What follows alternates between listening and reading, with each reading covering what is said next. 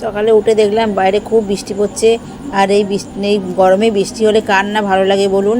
তাই ঘরে কাজকর্ম সেরে আর একটু বৃষ্টিতে ভিজেও নিলাম। রাস্তায় প্রচুর জল জমে গেছে, একটু ভিজতে ভালো লাগছিল।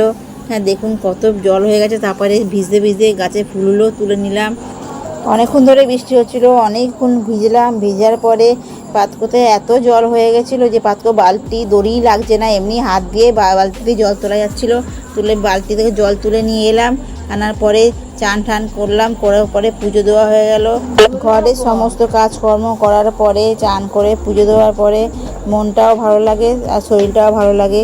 তারপরে টিফিনের জন্য মুড়ি মেখে নিলাম, মেখে নিয়ে বাড়ির সবাই খেয়ে নিলাম। দেখুন কারেন্ট ছিল না তাই মোবাইলে ভিডিও দেখতে দেখতেই সকালে টিফিনটা সেরে নিলাম। তারপরে দুপুরে রান্না জোগাড় করলাম। করার পরে দেখুন তখনও বৃষ্টি কমেনি। হ্যাঁ, রাস্তায় এত জল জমে গেছে, দেখুন এত বৃষ্টি পড়ছে যে এত জল জমে গেছে। আমার স্বামীও রাস্তায় কোথায় কতটা জল জমেছে দেখতে বেরিয়ে গেছে। আজকে প্রচুর বৃষ্টি হচ্ছিল তাই ও কাজে বেরোয়নি।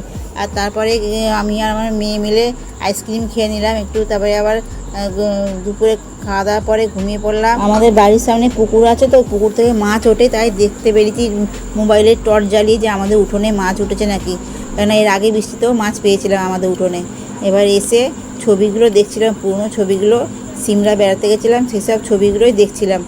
কি ভালো লাগে পুরনো ছবি দেখতে। এটা আমার ফার্স্ট ব্লগ। যদি ভালো লাগে একটা লাইক করবেন আর চ্যানেলটিকে সাবস্ক্রাইব করবেন।